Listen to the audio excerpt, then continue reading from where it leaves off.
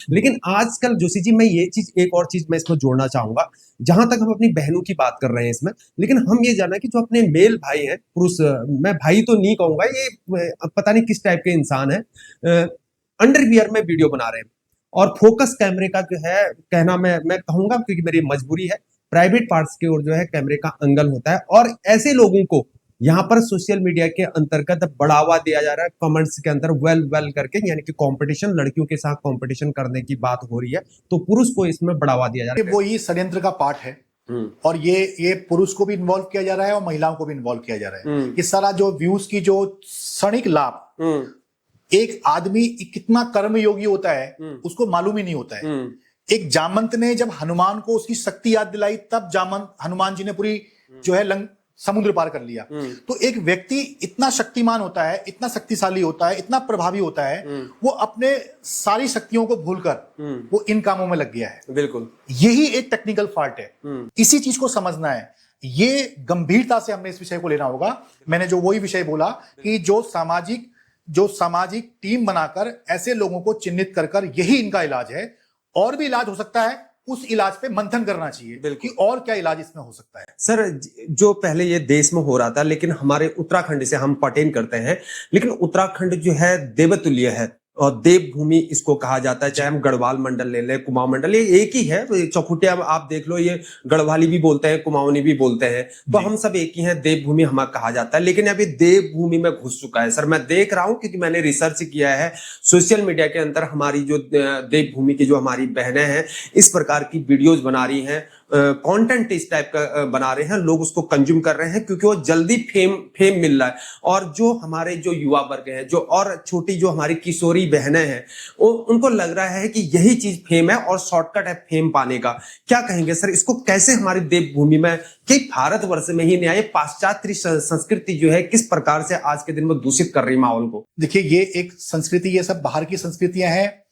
हमारी जो मूल संस्कृति है, हमारी जो देवभूमि, कहीं ना कहीं इस उत्तराखंड को उत्तराखंड बनाने के लिए कई महिलाओं ने, कई पुरुषों ने आंदोलन किया। मेरी माताजी भी राज्य आंदोलनकारी है।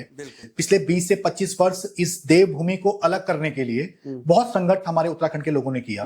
वो इसलिए किया कि ये देवभूमि का मूल स्वरूप देवभूमि है, वो बना रहे, क्योंकि यहाँ पर कहीं ना कहीं देव स्थान है। यहाँ पे यमुना का वास है, यहाँ पे हिमालय है, यहाँ पे हर वो उद्गम है, यहाँ पे हर वो देवी देवता है, इसलिए इसको देवभूमि का रूप माना गया है, मानक दिया गया है। इसका मूल स्वरूप बिगाड़ने का भी बहुत बड़ा षड्यंत्र है। तो इसके मूल स्वरूप, अपने मूल स्वरूप से विचलित ना हो, इसके लिए एक चिंता करने वाला विषय है। क्योंकि ये इस प्रकार से, जो आपने जिस प्रकार से कहा कि यहां पर जो है, यहां पर अश्लीलता दिखाई जा रही है, यहां पर फ्रेम होने का एक आसान तरीका दिखाया जा रहा है।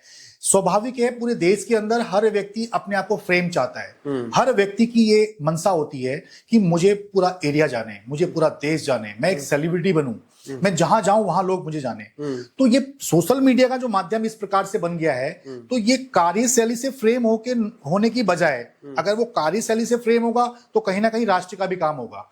अगर एक अच्छा इंजीनियर बन के वो अपनी प्रसिद्धि से अच्छे पुल डिजाइन कर वो करता है, तो वो देश का भी काम कर रहा है, वो अपना भी फ्रेम हो रहा है। इसी प्रकार के डॉक्टर, कोई अगर डॉक्टर बन रहा है या कोई ऑफिसर्स बन रहा है, कोई अच्छा, तो ये फ्रेम होने के बहुत सारे माध्यम है, कठिन माध्यम है। इन माध्यमों को छोड़कर वो सोशल मीडिया में अश्लीलता दिखाकर, व्यूज बढ़ाकर वो अपने सेलिब्रिटी बनना चाह रहा है।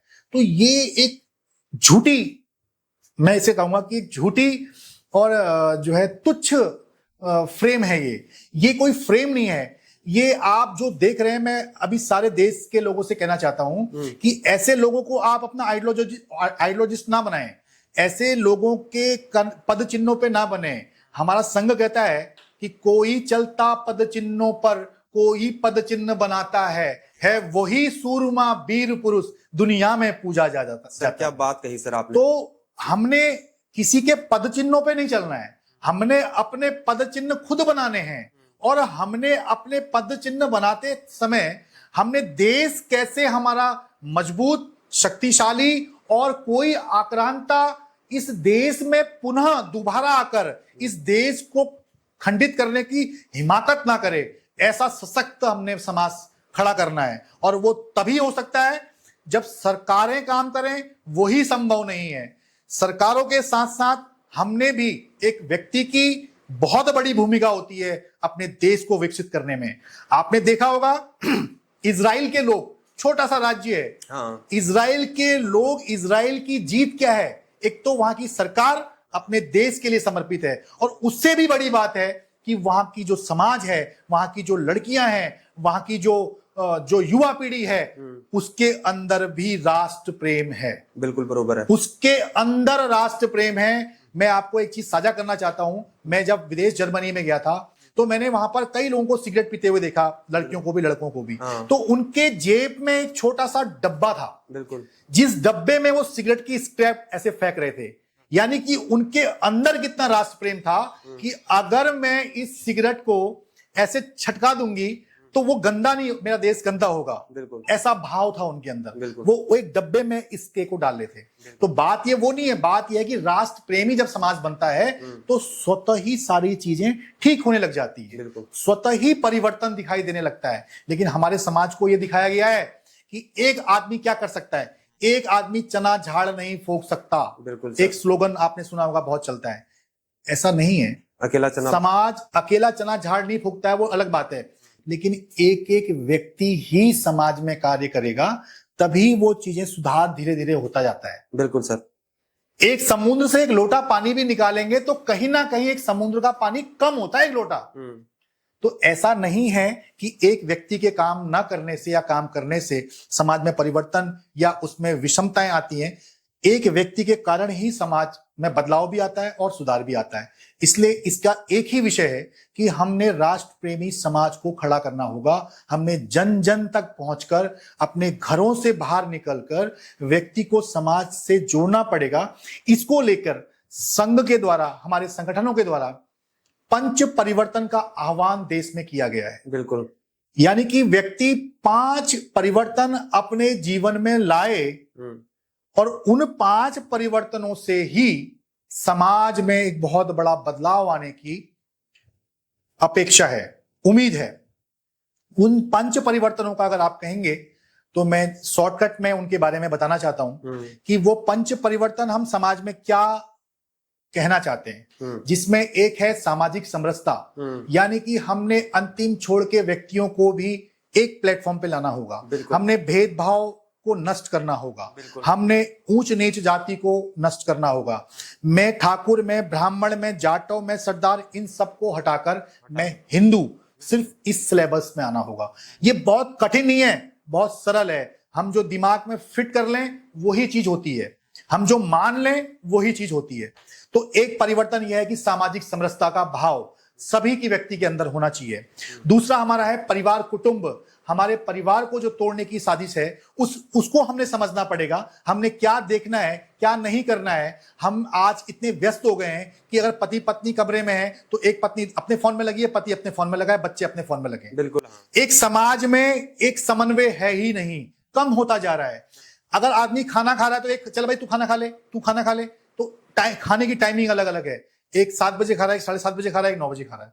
तो मैं आप सभी से अपील करना चाहता है, संघ अपील करना चाहता है कि परिवार कुटुंब, परिवार को एक प्लेटफॉर्म पे लाया जाए और घर पे एक साथ भोजन किया जाए, घर में एक साथ चर्चा करी जाए और अपने आस पड़ोस के लोगों को 15 दिन में एक बार जरूर वार्ता की जाए, जिससे कि और अपने देश दुनिया की बातें, जानकारी और हम क्या कर सकते हैं वो व्यक्ति ने करना चाहिए परिवार कुटुंब में। नागरिक कर्तव्य, तीसरा है नागरिक कर्तव्य कि हमारे कर्तव्य क्या है। हमारी कर्तव्य यह है कि भाई हम स्वदेशी अपनाएं।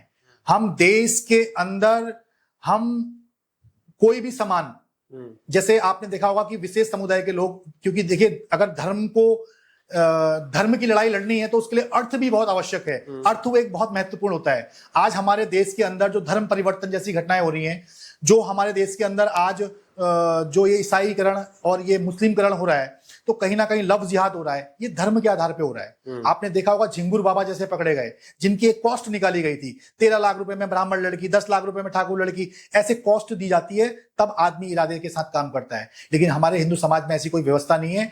हमारे हिंदू समाज में हम सब लोगों ने स्वयं ही जागृत होना पड़ेगा, स्वयं ही जागरूक होना पड़ेगा, स्वयं ही बजरंग दल से अपने युवाओं को जोड़ना पड़ेगा। बजरंग दल, विश्व हिंदू परिषद के साथ टीमों से कनेक्ट रहना लगाना पड़ेगा और कोई भी ऐसी कुरीति दिखाती है तो तुरंत उनको सूचित करना पड़ेगा ताकि वो टीमें काम कर सकें। सर एक चीज जो और पॉइंट इसमें जोड़ना चाहूंगा, मैंने जितना रिसर्च किया है, कहना तो मैं नहीं चाहता लेकिन कंट्रोवर्सी हो सकती है, लेकिन मेरा कहना बहुत जरूरी है। मैं भारत के दर्शकों को कहना चाहूंगा यहाँ पर, जो मुस्लिम भाई हैं, मैंने उत्तराखंड में ये देखा है कि वो कान में बाली, जो जो हमारा हिंदू धर्म का होता है, हम कान में बाली पहनते हैं, लेकिन ऐसी पकड़ाई हुई है कि वो कान में बाली पहने हुए थे। और वो क्यों ऐसा हो रहा है, फिर उसके बाद जो है वो हमारी जो हिंदू धर्म की जो लड़कियां हैं उनको टारगेट करते हैं। तो ये किस प्रकार से हो रहा है? देखिए ये एक लव जिहाद की श्रेणी है। अभी आपने रिसेंटली देखा होगा, ऋषिकेश के अंदर एक व्यक्ति को पकड़ा गया था जो लड़की को छेड़ रहा था, तो उसके कान में बाली थी। तो हमारे कार्यकर्ताओं के द्वारा वहां पे ऑब्जेक्शन किया गया था कि भाई इसने तुम्हारे धर्म में बाली पहनना जब अधिक वो नहीं है तो ये इसने कैसे पहने हुए है, तो इसका विरोध किया था हमारे कार्यकर्ताओं के द्वारा। तो एक वो घटना है। एक रिसेंटली अभी परसों 3-4 दिन पहले रुद्रपुर के अंदर आपने देखा होगा कि उसने व्यक्ति ने अपना नाम बदल दिया और अपने बाप का भी नाम बदल दिया। अपना तो नाम बदला, साथ साथ बाप का नाम भी बदल दिया, और वो जो नाबालिग बच्ची को वो होटल में पकड़ा गया था अभी रिसेंटली 2 दिन पहले ये घटना है। तो देखिए ये इस तरीके से चल रहा है, कलावा पहनकर छलावा करने वाला समाज चल रहा है। ये कलावा पहनकर छलावा कर रहे हैं। और ये लव जिहाद का जो इंटेंसली, वो जो झिंगुर बाबा वाली योजना है, जो ऐसे कई बाबा और छुपे हैं जिनको निकाल के उखाड़ के फेंकना है। इनका लक्ष्य है कि हमारी हिंदू, आज देश के अंदर जो आकलन किया गया है 13 लाख हिंदू बच्चियां गायब हैं, मिसिंग हैं, गायब है। हाँ। मैं ये नहीं कहता हूं कि सारी बच्चियां वो लव जिहाद से गायब है, लेकिन मैं इतना कॉन्फिडेंशियल इस बात को कहता हूं कि आधे से अधिक बच्चियां लव जिहाद का, जो आप कह रहे हैं कि कान में छेद बन के, नाम बदलकर, कलावा पहनकर, जो इस प्रकार का गिरोह हमारे समाज में काम कर रहा है, ऐसे ही लोगों ने आधे से अधिक बच्चियों को जो है देश के अंदर गायब किया हुआ है। तो ये लव जिहाद का एक बहुत बड़ा षड्यंत्र है, ये लव जिहाद का एक पार्ट है। इसी जिहाद कहा जाता है। हाँ। अपने नाम को छुपाकर, अपनी पहचान को छुपाकर। क्या आपका धर्म इतना दूषित है जो अपना नाम आपको छुपाना पड़ता है? क्या आपका धर्म इतना ऐसा है कि मतलब आप इतना आपने विचार करना चाहिए, आपके मौलानाओं ने विचार करना चाहिए कि हम देखते हैं कि वो अपनी दुकानों में अपना नाम छुपाते हैं। अपना नाम क्यों छुपाते हैं भैया? आप अपना नाम लिखिए ना। ऐसे बहुत से प्रतिष्ठान हैं जो जैसे हल्द्वानी में समा चिकन सेंटर है, वो उनका नाम समा है, तो उनकी अपनी प्रोडक्ट पे काम करता है, क्वालिटी पे काम करता है, तो वो अच्छा चल रहा है। तो आप अपने प्रोडक्ट पे काम करो, आप अपने सामान को अच्छा बनाओ। आप उसको दूषित कर रहे हैं, कहीं मूतते हुए दिखाई देते हैं, कहीं पेशाब करते हुए दिखाई देते हैं, कहीं आप थूकते हुए दिखाई देते हैं। ये इस प्रकार का जिहाद, ये जो खाद फूद में जो हम गलत चीजें खा रहे हैं, अभी हल्द्वानी में आपने देखा होगा ये खिले पदार्थ से जो है अभी एसडीएम ने सीज किया हुआ है, ऋचा सिंह ने सीज किया हुआ है। तो ऐसे लोगों को, ये लोग जो समाज में इस प्रकार के लोग हैं जो नाम छुपाकर, अपना धर्म छुपाकर जो इस प्रकार की कुरीतियां कर रहे हैं, इस पे बजरंग दल नजर बनाए हुए हैं। ऐसे लोगों को हम चिन्हित करेंगे और इनको सरकार अगर सजा नहीं देगी तो बजरंग दल अपने स्तर पे इनको जवाब देगा और ये अपनी सुरक्षा के जिम्मेदार खुद रहेंगे। सर आपने ये पॉइंट बात कही, जो हम नाम बदल कर वाला सिस्टम है जी, तो हमारी जो उत्तराखंड की बात करते हैं, उत्तराखंड देवभूमि है जिसे नवरात्रि इत्यादि आते हैं, तो ये एक्चुअल में हो रहा है जैसे आप कर रहे हैं, क्योंकि मैं ग्राउंड लेवल पर जाता हूं तो हम देखते हैं कि मतलब नाम जैसे मैंने देखा कि धर्म से मॉमडन है लेकिन माँ वैष्णो होटल उनके हैं, इस प्रकार से चल रहे हैं।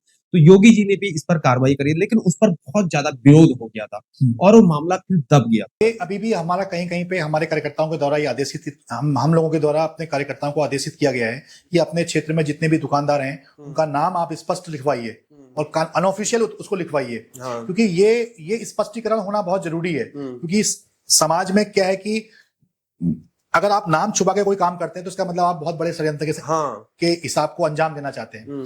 तो यहाँ पर जिस तरीके से लड़कियों को, जिस तरीके से ये लव जिहाद जो कर रहे हैं लड़के, इसमें हमें जो नोटिस दिखा गया है, ये गरीब नीचे तबके के व्यक्तियों को पकड़ते हैं, चिन्हित करते हैं, जिनके माँ बापों को अपने बच्चों से मतलब नहीं होता है।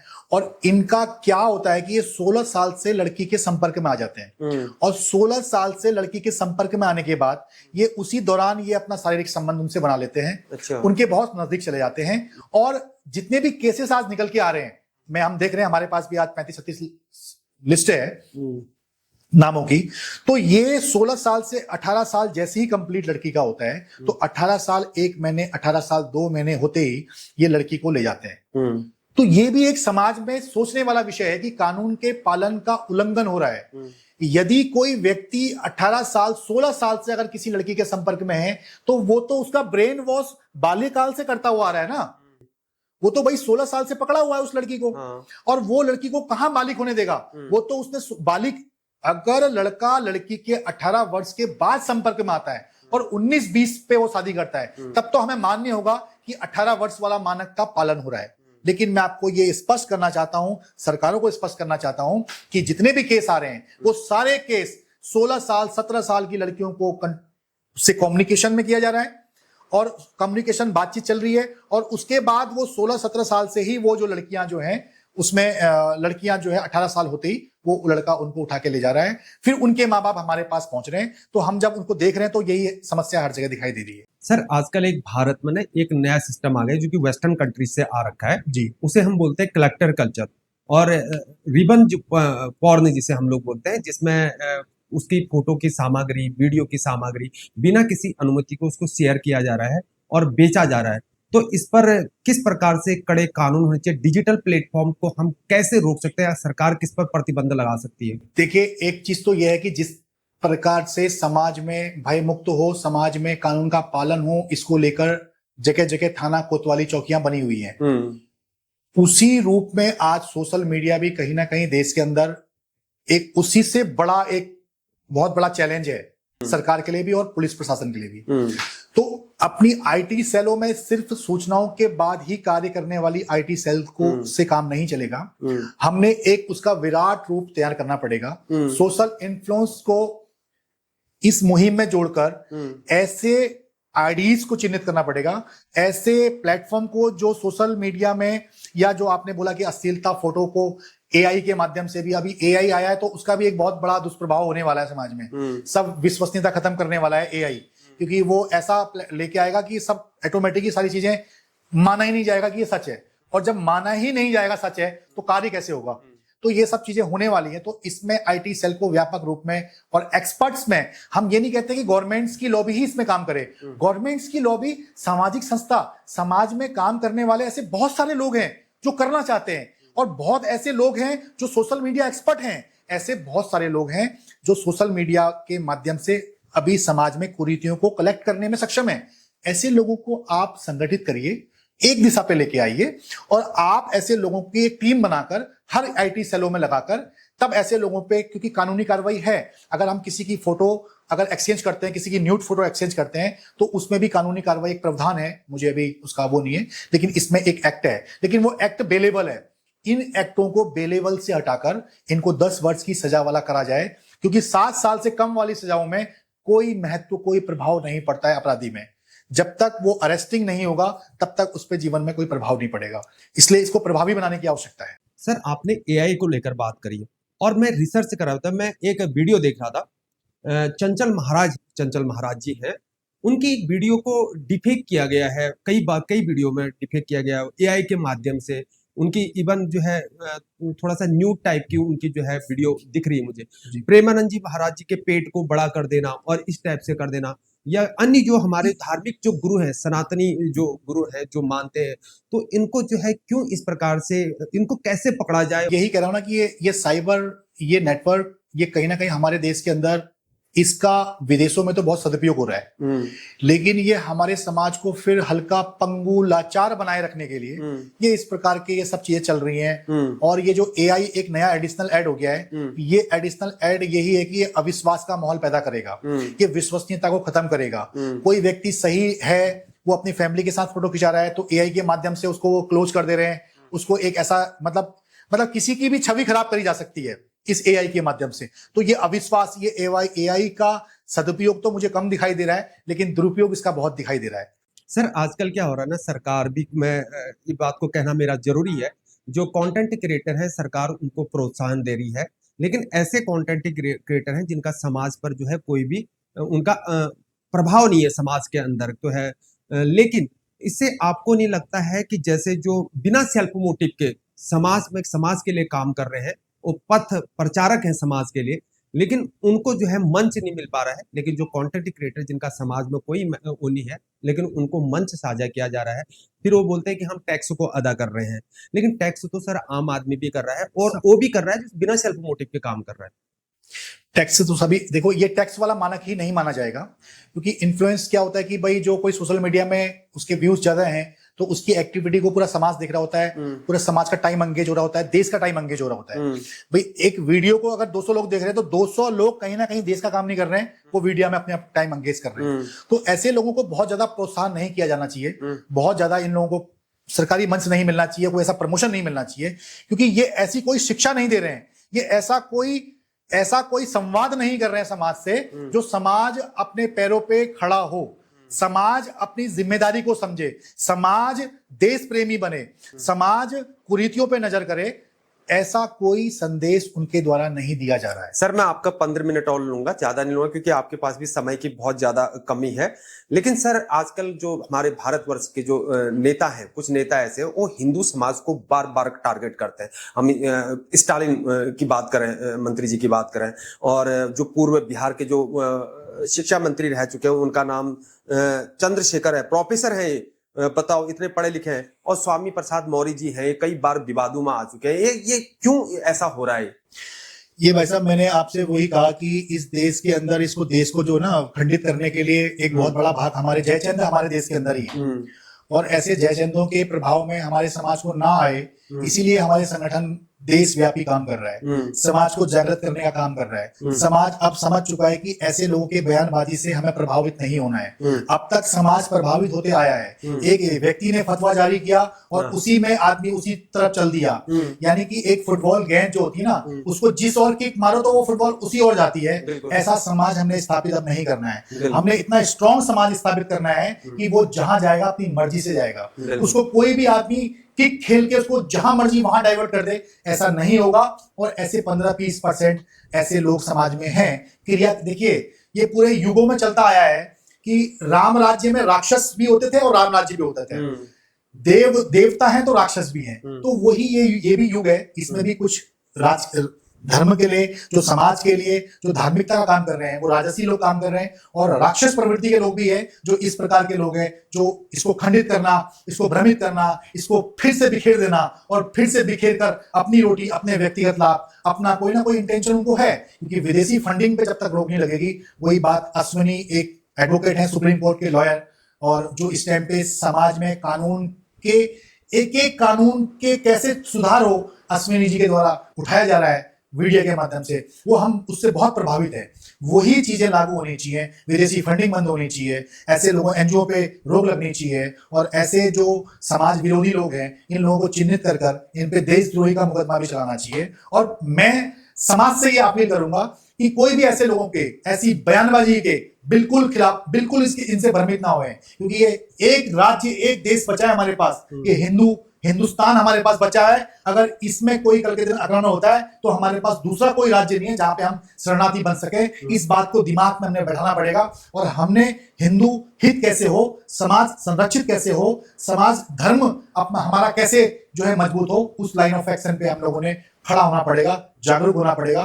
तभी ये देश में जो है सही चीजें होना अपने आप शुरू हो जाएगा। सर क्या आपको लगता है कि हमारे सनातन धर्म को उसको क्या राजनीति का क्या शिकार बनाया जा रहा है? क्योंकि मध्य प्रदेश में एक हालिया हाल हो रखा है, नेता प्रतिपक्षी जो है, इनका नाम बताया जा रहा है उमर सिंगार। इन्होंने आदिवासियों के बीच हिंदू धर्म को लेकर ऐसा बयान दिया जिसने विवाद खड़ा कर दिया। उमर सिंगार ने आदिवासियों से यह कहा कि उन्होंने आदिवासी होने पर गर्व होना चाहिए, हिंदू होने पर नहीं। ये क्या राजनीति वोट बैंक साधने की कोशिश की जा रही है? देखिए, मैं तो आपसे राजनीति के विषय में एक शब्द ये कहना चाहूंगा कि आपने देखा होगा संसद के अंदर देश के सभी नेतृत्व करने वाले राजनेता वहां पे उपस्थित होते हैं, और आप लोगों ने देखा होगा जब वो एक दूसरे पर प्रतिवाद करते हैं, वार प्रतिवाद करते हैं, तो उनके मुंह से एक स्टेटमेंट निकलता है कि देखिए आप राजनीतिक बातें मत करिए।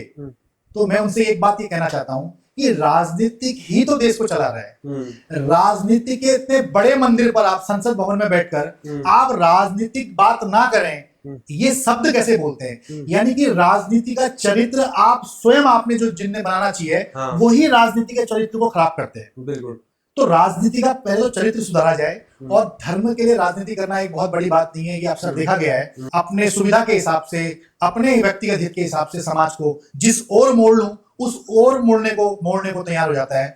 तो ऐसे लोगों से बचना चाहिए, ऐसे लोगों को इनकी बातों में नहीं आना चाहिए। और राजनीति का जो राजनीतिकरण है, जो राजनीति कर रहे हैं लोग, मैं उनसे एक विषय कहना चाहूंगा कि जो राजनीतिक सबसे बड़ा प्लेटफॉर्म जो पूरे सिस्टम को चला रहा है, पूरे देश को राजनीति चला रही है, पूरे ब्यूरोक्रेट्स को राजनीति चला रही है, तो उसके बाद राजनीति की परिभाषा में भी सुधार आना चाहिए, राजनीति की परिभाषा में शुद्धता आनी चाहिए। तो राजनीति शब्द जो है वो गलत नहीं है, उसको कुछ लोगों के द्वारा गलत कार्य कर उसको भी जो है उसका स्वरूप को बिगाड़ा गया है। तो राजनीति के स्वरूप को सुधारने की आवश्यकता है। सर, केरल के अंतर्गत मैंने एक चीज, मैंने जितना पढ़ा केरल के बारे में, तो वहां पर मुझे लगता है कि देशद्रोही नारे लगाए जाते हैं। एक बार हमारे सेंटर पे भी लगाए थे, बहुत जगह लगाए थे, मैं फील्ड में भी गया हूँ कहीं कहीं, तो इस टाइप के विचार हमको दिखाई देते हैं जो पता नहीं कौन सी सोच को रखते हैं। तो क्या लगता है आपको, जो है ये मानसिकता, जिहादी मानसिकता, जो उग्र मानसिकता है, आतताई मानसिकता, ये लोग अत्यधिक देशद्रोही नारे लगाते हैं। और भारत में ये लोग खाते तो नमक भारत का है, लेकिन जो है नारे लगाते हैं देशद्रोही वाले। और आपको आखिर देश के मामले में कड़े कानून क्या बदलने नहीं चाहिए, कानून में बदलाव नहीं होना चाहिए? पहले तो इन सारे लोगों को जो देशद्रोही नारे लगा रहे हैं ना, ये देश प्रेमी तो नहीं है, और ये इनके अकाउंट्स की भी जांच करनी चाहिए। इनके नामों को चिन्हित कर इनके खातों को भी जांच करनी चाहिए। 101% ऐसी विचारधारा के लोग वो ही पनप सकते हैं जिन लोगों को विदेशी फंडिंग हो रही है, जिन लोगों को व्यक्तिगत कुछ ना कुछ लाभ मिल रहा है, जिन लोगों के जीवन में कहीं ना कहीं जो है ना कोई व्यक्तिगत स्वार्थ है, वही लोग देश को खंडित करने के लिए आगे आ रहे हैं। ऐसे लोगों के अकाउंट्स की जांच होनी चाहिए, ये जरूर देशद्रोही निकलेंगे। और ऐसे लोगों को हमारे नजर में है, बजरंग दल की टीमों में हम लोग जो देश विरोधी, जो धर्मांतरण विरोधी, इस तरीके के जो लोग हैं, इनको हम चिन्हित कर रहे हैं और अपने अपने लेवल में गिलहरी की भूमिका में काम कर रहे हैं। हमारा प्रत्येक कार्यकर्ता इस चीज में लगा हुआ है कि देश विरोधी चीजें भी ना हो देश में। वही मैं आपसे फिर बात घूम के वहीं पे आ जाती है कि राष्ट्र प्रेमियों की संख्या बढ़नी चाहिए। नकारात्मक तो है ही, राक्षस तो है ही, लेकिन उनके राक्षस की शक्ति कमजोर करने के लिए हमें अपनी शक्ति का प्रभाव बढ़ाना पड़ेगा, तभी उनकी शक्ति कमजोर होकर हमसे टकराएगी तो वो वहीं पे नष्ट हो जाएगी। हमने इनको आगे ही नहीं बढ़ने देना है, इसीलिए हमने जागरूक होना है, इसीलिए हमने ऐसे लोगों से बचना है, और इन लोगों को इनकी जांच होनी चाहिए, इनके खातों की, अकाउंट्स की जांच होनी चाहिए। सर, वेस्ट बंगाल में हम देखते हैं ममता बनर्जी की सरकार है वहां पर, लेकिन वहां पर हमें कई बार खबरें सुनाई देती है जो कि दिल को झकझोर देता है कि वहां पर जो है हम सनातनी जो हिंदू भाई हैं उनके साथ अत्याचार किया जाता है। ये इसको किस प्रकार से आप देखते हैं? देखिए भाई साहब, इस बॉर्डर लाइन पे 600 तहसीलें थी हमारे देश के, जो भारत के बॉर्डर एरिया हैं। कलकत्ता बंगाल भी उसी बॉर्डर एरिया का पार्ट है। उसमें 600 तहसीलों में 300 तहसीलों में आज इस्लामिक बन गया है। 300 तहसीलों में अस्तित्व खत्म हो गया है हिंदुओं का। देश के राज्यों में 6 राज्यों में अभी आज की डेट में हिंदुओं का अस्तित्व खत्म हो चुका है। तो ये समझने वाली बात है। और वेस्ट बंगाल में कहीं ना कहीं घुसपैठ के माध्यम से डेमोक्रेसी चेंज की जा रही है। बांग्लादेश के रोहिंग्या के घुसपैठी बांग्लादेश के माध्यम से बसाए जा रहे हैं। अभी सुप्रीम कोर्ट में 22 PIL लगी हुई हैं। 22 PIL में केवल 20 PIL ऐसी हैं जो ये मुहिम कर रही हैं कि जो बाहर के शरणार्थी हैं, जो रोहिंग्या मुसलमान हैं, इन लोगों को भी भारत के अंदर मूल सुविधाएं दी जाए, इनको भारत के अंदर सारे वो मान बिंदुएं दी जाए जो एक आम आदमी नागरिक को मिलते हैं। ऐसी याचिकाएं लगी हैं और मुश्किल से 3 से 4 याचिका लगी हैं जो इन लोगों को बाहर किया जाए, इसके लिए याचिका। तो ये बात हमने समझनी पड़ेगी कि बाहर के व्यक्तियों को भी हमारे लोगों ने, अभी इस टाइम पे प्रशासन एक्टिव मोड में है, हमारी देश की सरकारें इस लाइन पे काम कर रही हैं। जो बाहर से लोग आकर, हमने एक चीज देखी है कि यहाँ पे आधार कार्ड भी बने जा रहे हैं। आधार कार्ड के ऐसे सेंटर बने हुए हैं जहां पे आप कहीं पे भी जाकर बाहर से किसी भी व्यक्ति का, आप उसके परिवार के सहित आप आधार कार्ड बना सकते हैं। तो ऐसे सेंटरों को भी पकड़ना पड़ेगा। ऐसे सेंटरों पे बहुत चिंता का विषय है कि कोई बाहर का व्यक्ति, हमारा देश धर्मशाला नहीं है कि बाहर का व्यक्ति कोई भी आकर यहाँ पे आके रहने लग जाए। हाँ, ये हिंदुओं का देश है और इसको हिंदू राष्ट्र घोषित करने की आवश्यकता नहीं है। ये हिंदू राष्ट्र है, ये हमारे मन में धारण है और ये प्रत्येक व्यक्ति के मन में धारण होना चाहिए कि ये हमारा हिंदू राष्ट्र है। ये घोषित नहीं होना है, ये है। क्योंकि जिनकी जो चीजें यहां पर जो रहे, तो वो देश के, हम ये नहीं कहते कि हम किसी को उठा के हिंद महासागर में डालने वाले हैं। देश के अंदर रहें लेकिन देश की व्यवस्थाओं के हिसाब से रहें, देश की प्रगति के हिसाब से रहें, देश में जिहाद फैलाने के लिए ना रहें। ये देश में लैंड जिहाद, लव जिहाद, ये सब चीजें, गौकसी, जिससे हिंदू मानवंदों की आस्थाओं को ठेस पहुंचे, ऐसे कार्य ना करें। वो देश के अनुरूप देश प्रेमी बनकर रहें, कार्य करें। वो भी हम सबके भाई है। उसमें भी ऐसा नहीं है कि सभी लोग गलत हैं। उसमें कुछ लोग, वही जो 5, 7, 10% लोग जो हमारे हिंदुओं में भी हैं, और उनके लोगों में भी मौलाना जो लोग हैं जो अपने समाज के लोगों को सही शिक्षा प्रदान नहीं कर रहे हैं। वो इस्लामिक जो पहले बना हुआ कि भाई 10 बच्चे पैदा करो, भले वो कूड़ा बिनने वाला हो, नीचे स्तर का हो, वो पढ़ाई ना करे, बस भीड़ बनाते रहो। भाई जब भीड़ बढ़ती रहेगी तो कैसे कंट्रोल होगा? हमारे यहाँ पे क्षेत्र में 1 लाख लोगों की रहने की कैपेसिटी है और यहाँ पे 5 लाख आदमी रह जाएगा, तो कैसे व्यवस्था बनेगी? तो ये परंपरा, जो ये स्ट्रेटजी इनके पुराने टाइम से बनी है कि हमें जीने के बाद भी जमीन चाहिए और मरने के बाद भी जमीन चाहिए। देखिए हमारे हिंदू संस्कृति में तो क्या है कि मरने के बाद जला के उसको वो कंकड़ में विलीन हो जाता है। लेकिन आप देखिए इन लोगों में ईसाई धर्म हो गया या मुस्लिम धर्म हो गया, इसमें मरने के बाद आदमी को 3/6 की जगह और घेर ली जाती है। ये भी एक जिहाद है, लैंड जिहाद है। ये सब नष्ट होना चाहिए। ये बफ बोर्ड प्रॉपर्टी सब नष्ट होनी चाहिए। भाई आप कौन सी विधि चले? आदमी कोई जिंदा होता है, मरा हुआ कोई जिंदा होता है। इनके मौलाना ये समझाते हैं LIC में मरने के बाद जो नियम, जो मरने के बाद LIC जो बेनिफिट्स बताती है, उसके बाद इन्हीं का इस्लाम जो है जो मरने के बाद अपने बेनिफिट्स बताता है कि मरने के बाद आप 72 उठ जाएंगे, मरने के बाद आप कब्र से निकल के आ जाएंगे। तो ये सब भ्रामिक है। ये समाज ने इन चीजों से बाहर निकलना चाहिए, शिक्षित होना चाहिए। और ये देश हिंदुओं का है, इसको ये मानना चाहिए। इसमें कोई नई बात नहीं है, क्योंकि जिसका जो था वो ले चुका है। अब ये हमारा है, ये हमारा ही रहेगा। अब इसमें हम समाज को बिल्कुल भी, समाज को हम प्रेरित करेंगे, समाज को हम दर्शन कराएंगे कि अगर हमारा ये छूट गया, हमारा धर्म छूट गया, हमारा देश अगर हमसे वो हो गया, तो हमारा घर परिवार, हमारी जमीन जायदाद कुछ हमारे काम नहीं आएगी। हमने शस्त्रशाली, प्रभावशाली समाज को खड़ा करने का मुहिम और संकल्प बजरंग दल ने लिया हुआ है। सर, ये लास्ट की ओर बढ़ते हैं, अंतिम की ओर बढ़ते हैं। जब कोई आतंकवादी देश के अंदर पकड़ा जाता है, और जब पकड़ा जाता है तो उसे यहाँ पर जो है, यूं कहें तो जेल में पाल पोस कर रखा जाता है उसे, और जो हमारे टैक्स के पैसे से पल रहा होता है। आखिर क्यों? कानून के अंदर क्या बदलाव की जरूरत नहीं?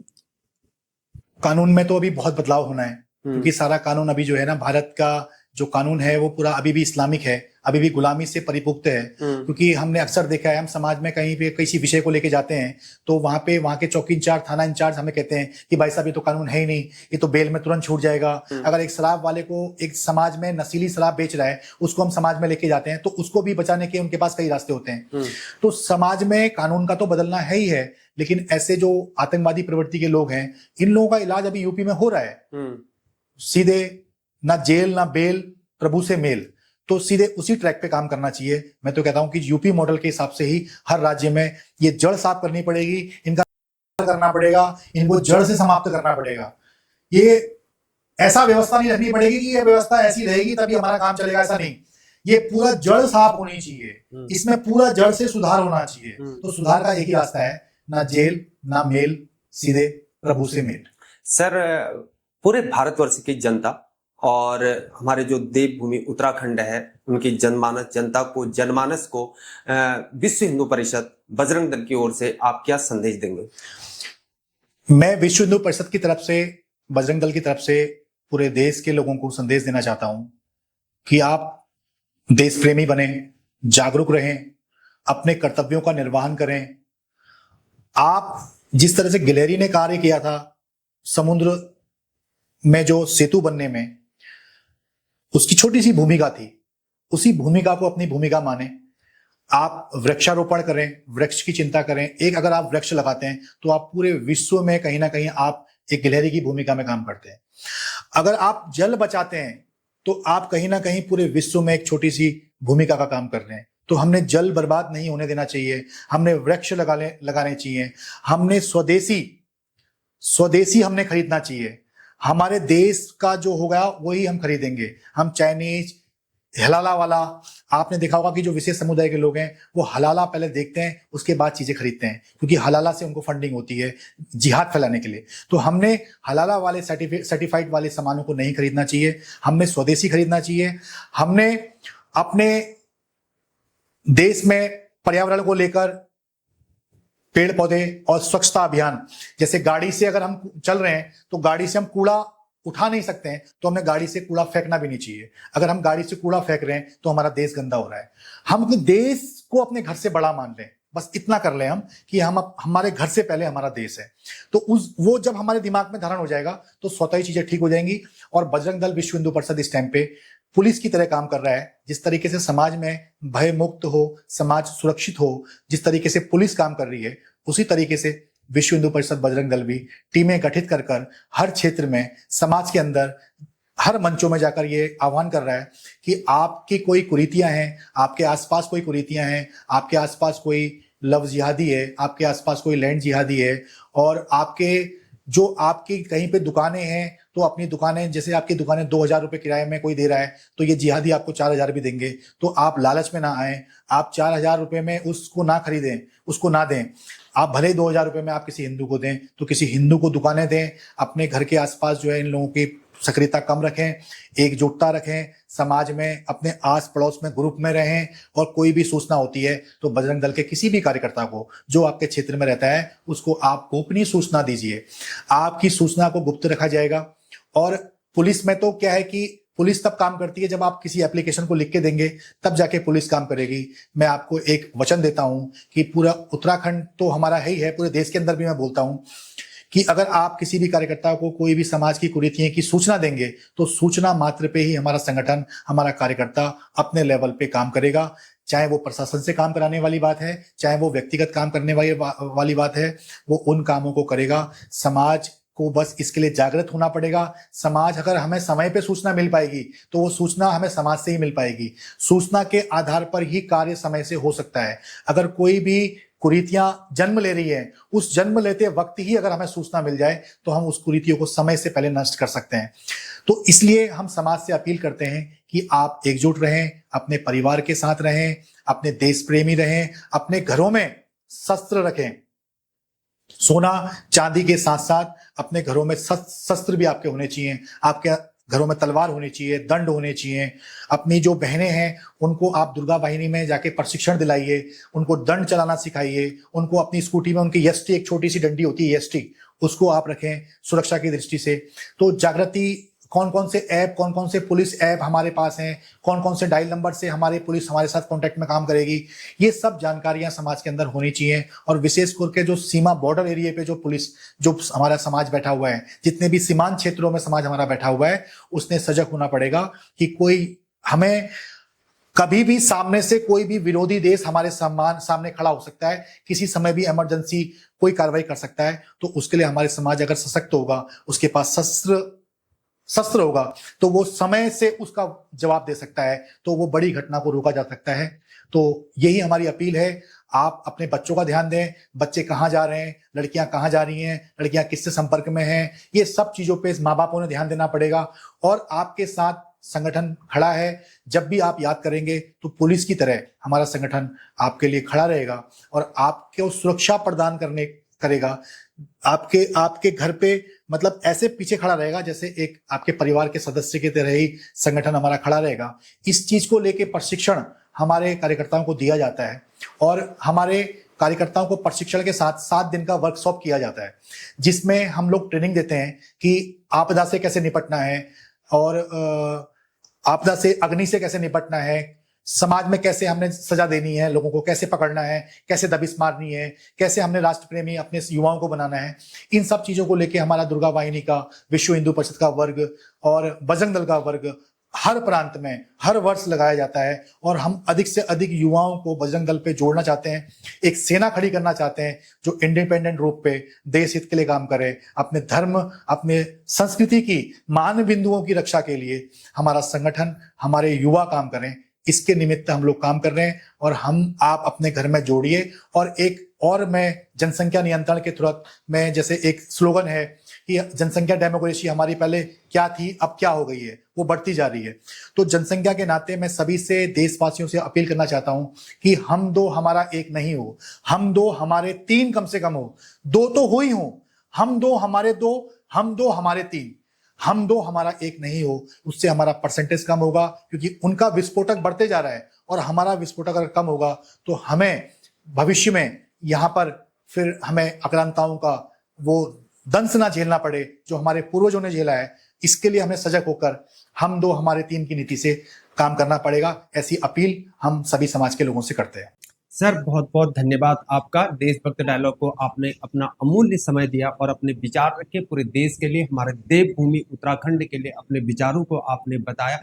किस प्रकार से विश्व हिंदू परिषद काम कर रही है, किस प्रकार से बजरंग दल काम कर रहा है और किस प्रकार से आपके व्यक्तित्व क्या है और विचार क्या है, ये आपने जनता के सामने रखा। उसके लिए आपका बहुत बहुत आभार, शुक्रिया, राम राम।